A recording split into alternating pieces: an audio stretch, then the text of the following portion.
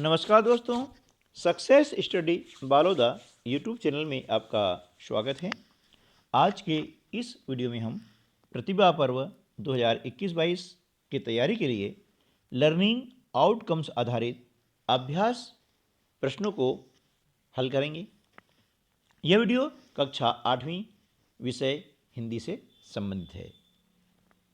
हिंदी विषय में किस प्रकार के प्रश्न आएंगे, उनका स्वरूप क्या होगा, इन सब बातों को आप जानेंगे इस वीडियो को देखने के बाद। इस वीडियो में हमने जो प्रश्न आने की संभावना है, जो प्रश्न प्रतिभा पर्व के लिए महत्वपूर्ण हैं, उनका हमने समावेश करने का प्रयास किया है। उम्मीद है कि ये वीडियो आपके लिए काफ़ी हेल्पफुल रहेगा। तो चलिए शुरू करते हैं आज का वीडियो। इस दोहे को पढ़ करके निम्नलिखित प्रश्नों के उत्तर लिखिए। बड़े बड़ाई न करे, बड़े न बोले बोल, हीरा मुख से कब कहे, लाख टका मेरा बोल।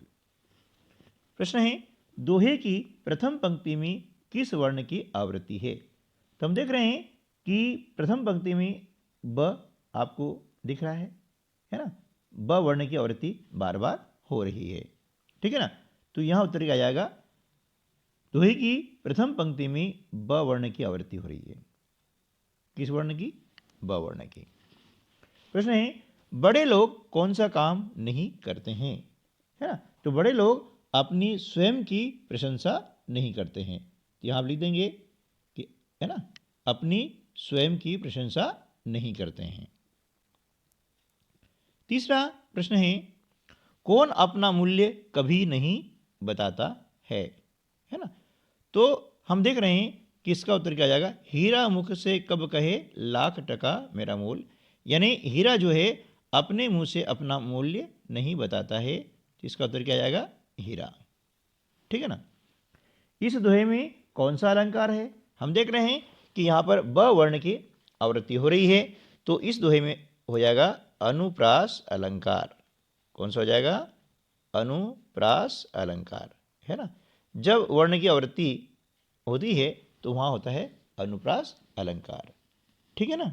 चलिए अगला प्रश्न है, इस दोहे को पढ़ करके निम्नलिखित प्रश्नों के उत्तर दीजिए। करत करत अभ्यास के, जड़मति होत सुजान, रसरी आवत जात ते, सिल पर करत निशान। यह कौन से छंद का उदाहरण है? तो देखिए, यह मात्रिक दोहा छंद का उदाहरण है ना। ये क्या कहलाएगा? मात्रिक छंद। और मात्रिक छंद के अंतर्गत ये क्या है? दोहा, है ना। तो मात्रिक छंद हो जाएगा दोहा, ठीक है ना। ये दोहे का उदाहरण है। इस छंद में कितने चरण हैं? तो इस छंद में 4 चरण हैं। काव्य रचना की दृष्टि से छंद कितने प्रकार के होते हैं? काव्य रचना की दृष्टि से छंद होते हैं 2 प्रकार के, मात्रिक छंद और वर्णिक छंद, ठीक है ना। अगला प्रश्न है, दोहा छंद में सम चरण तथा विषम चरण में कितनी मात्राएं होती है? तो देखिए, दोहे में पहले और तीसरे चरण में होती है 13-13 मात्राएं, है ना। और दूसरे और चौथे चरण में होती है 11-11 मात्राएं, ठीक है ना। जड़मत व्यक्ति किस कार्य के करने से बुद्धिमान बन सकता है ना। तो अभ्यास करने से, है ना। किसी भी चीज का अभ्यास करने से, बार बार अभ्यास करने से आदमी बुद्धिमान बन सकता है ना। क्या करने से? अभ्यास करने से, ठीक है ना। निम्न गद्यांश को पढ़कर प्रश्नों के उत्तर लिखिए। भारत की हृदय स्थली स्थित मध्य प्रदेश है, जहाँ राजा भोज की नगरी भोपाल मध्य प्रदेश की राजधानी है। इसे झीलों की नगरी के रूप में जाना जाता है। इंदिरा गांधी राष्ट्रीय मानव संग्रहालय, भारत भवन मानव संग्रहालय, बिड़ला मंदिर, ताज उल मस्जिद और राष्ट्रीय वन उद्यान वन विहार भी यहाँ के दर्शनीय स्थल हैं। यहाँ से 45 किलोमीटर दूर दक्षिण में स्थित भीमबेटका विश्व प्रसिद्ध शैलाश्रयों के लिए जाना जाता है। ये गद्यांश है। अब इस गद्यांश को पढ़ करके हमें प्रश्नों के उत्तर देने हैं। झीलों की नगरी के रूप में किसे जाना जाता है? भोपाल को, है ना। किसे जाना जाता है? भोपाल को। यहाँ आप लिख देंगे भोपाल, ठीक है ना। भीमबेटका विश्व में किसके लिए प्रसिद्ध है? तो भीमबेटका विश्व में शैलाश्रयों के लिए प्रसिद्ध है ना। यहाँ लिख देंगे आप। भारत भवन मध्य प्रदेश के किस शहर में है? तो भारत भवन मध्य प्रदेश के भोपाल शहर में है। किस में है? भोपाल में है, ठीक है ना। आप यहाँ भोपाल लिख देंगे। ताल उद मस्जिद कहाँ है? यह भी भोपाल में है ना। चलिए, अब इसी प्रकार से एक गद्यांश आपको और दिया गया है। इस गद्यांश को आप पढ़ेंगे।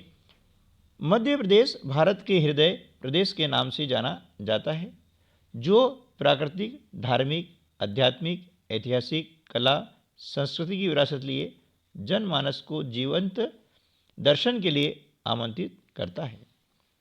खजुराहो चंदेल राजपूतों की संवेदनशीलता और रचनाशीलता का परिचायक है।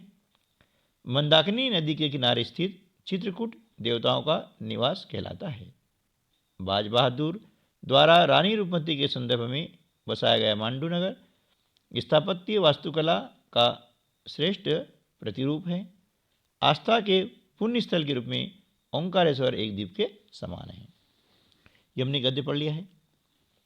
अब इस गद्यांश के आधार पर नीचे आपको प्रश्नों के उत्तर देने हैं कि खजुराहो किस राजवंश की संवेदनशीलता एवं रचनाशीलता का परिचायक है? तो हम देख रहे हैं उत्तर क्या जाएगा? चंदेल।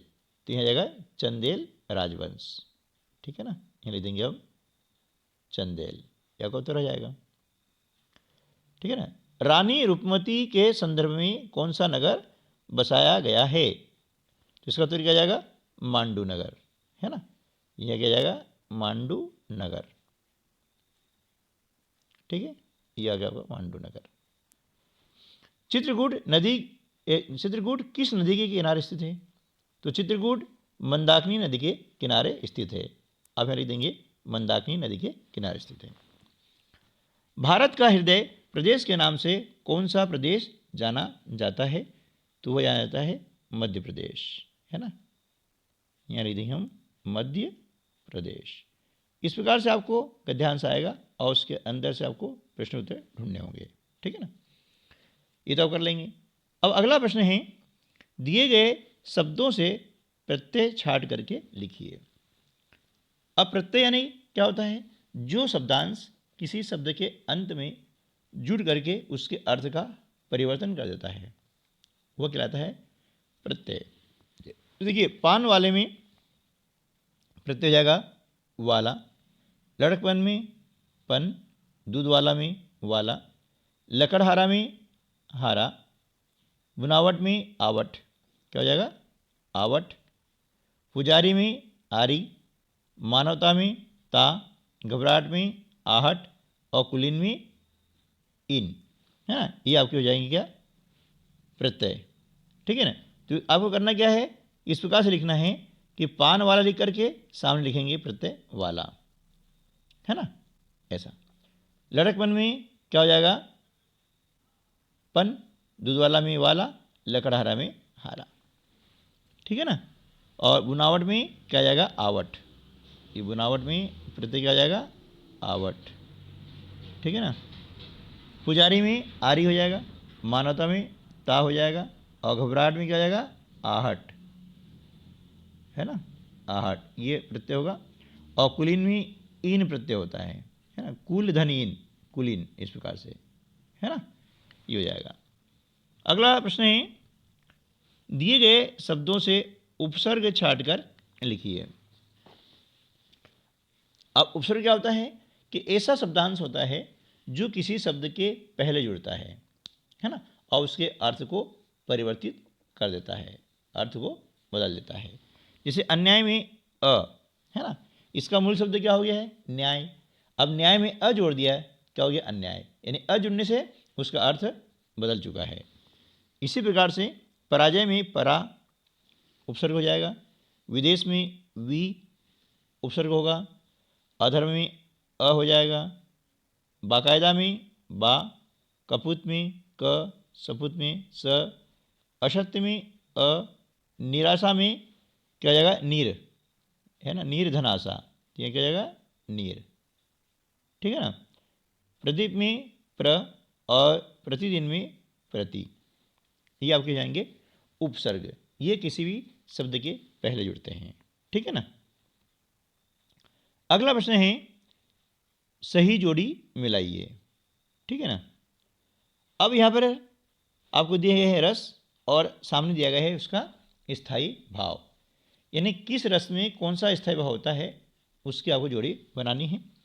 जैसे श्रृंगार रस में होता है रति, है ना, करुण रस में शोक, रौद्र रस में क्रोध, वीर रस में उत्साह, अद्भुत में आश्चर्य, शांत में निर्वेद, विभत्स में जुगुप्सा और भयानक में भय, ये इनके होते हैं स्थायी भाव, ठीक है ना। तो आपको ये रस और उनके स्थायी भाव याद करने हैं। अगला जो प्रश्न है, निम्नलिखित तालिका के क खंड में मुहावरे और ख खंड में इनके अर्थ दिए गए हैं। तो मुहावरे से सही अर्थ की आपको जोड़ी बनानी है।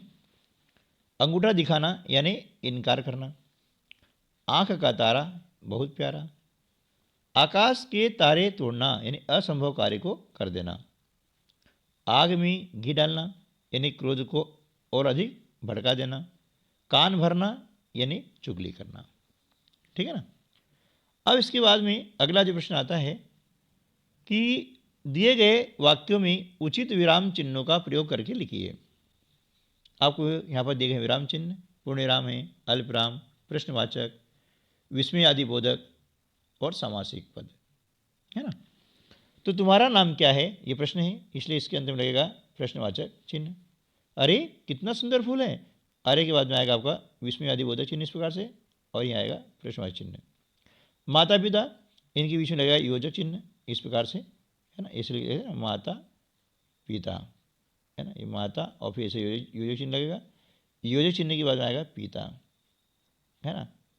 जब ऐसे शब्द आते हैं जो एक युग्म ग्रुप होते हैं और युग्म में एक दूसरे के विपरीत होते हैं, तो उनके बीच में आता है योजक चिन्ह, जैसे माता पिता, राजा रानी, है ना, दिन रात, ठीक है। ऐसे जब लोटा डोरी, है ना, ऐसे जब युग्म आते हैं तो उनके बीच में योजक चिन्ह लगाया जाता है, जैसे माता पिता, इनके बीच में ऐसा चिन्ह लगाया जाएगा।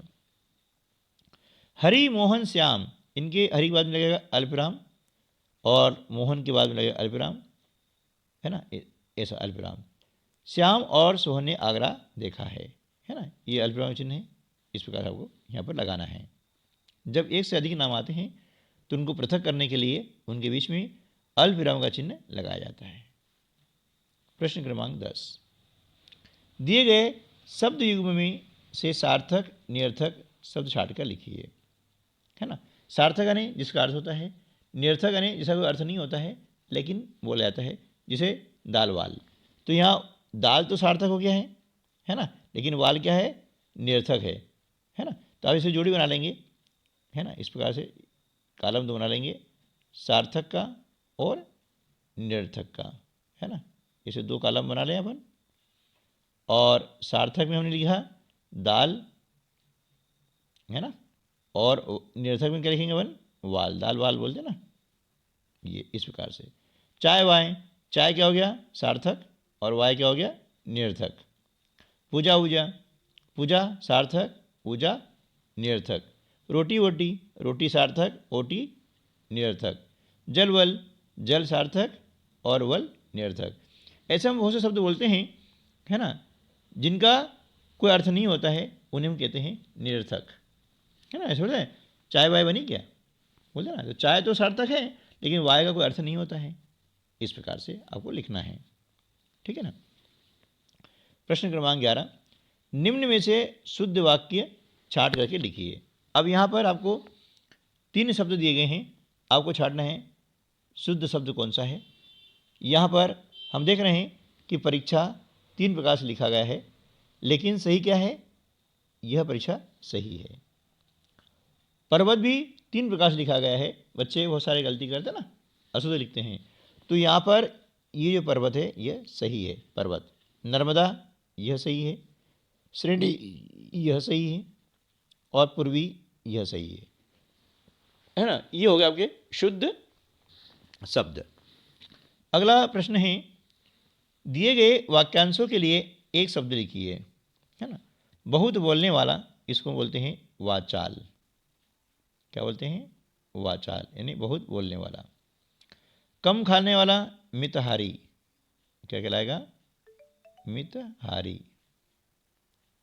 ठीक है ना। हाथ से लिखा हुआ हस्तलिखित, है ना, जिसमें अभी आपके सामने लिख रहा हूँ, यह हस्तलिखित है ना, इस प्रकार से ये कहलाएगा हस्तलिखित। जो सब उपकार मानने वाला, उपकार मानने वाला होता है कृतज्ञ, है ना, कृतज्ञ, सॉरी, है ना। उपकार मानने वाला कृतज्ञ, और उपकार न मानने वाला कृतज्ञ, है ना। ये कुछ ध्यान रखना है। उपकार मानने वाला क्या आएगा? कृतज्ञ कहलाएगा, और उपकार न मानने वाला कृतज्ञ, है ना। जो सब कुछ जानता हो वो जाएगा सर्वज्ञ। क्या जाएगा? सर्वज्ञ। जो सब कुछ जानता है, इसका उत्तर जाएगा सर्वज्ञ, ठीक है ना। अब अलंकार किसे कहते हैं? अगला प्रश्न है कि अलंकार किसे कहते हैं, है ना। काव्य की शोभा बढ़ाने वाले तत्व अलंकार कहलाते हैं, ठीक है ना। अगला प्रश्न है, अनुप्रास अलंकार की परिभाषा लिखिए। जब एक ही वर्ण की आवृत्ति होती है वहां अनुप्रास अलंकार होता है। प्रश्न क्रमांक 15, उपसर्ग किसे कहते हैं? इसका उत्तर है किसी शब्द के पूर्व में जुड़कर नए शब्द बनाने वाले शब्दांश उपसर्ग कहलाते हैं, है ना।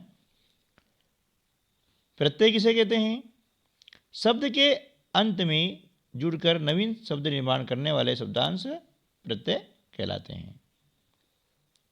छंद किसे कहते हैं? मात्रा या वर्ण के आधार पर की गई काव्य रचना छंद कहलाती है। छंद कितने प्रकार के होते हैं? छंद होते हैं 2 प्रकार के, मात्रिक छंद और वर्णिक छंद। मात्रिक छंद के अंतर्गत आता है दोहे, सोरठा, चौपाई, है ना, ये आती है मात्रिक छंद के अंतर्गत। ठीक है दोस्तों, तो आज के वीडियो में बस इतना ही। मिलते हैं अगले वीडियो में, तब तक के लिए नमस्कार, जय हिंद।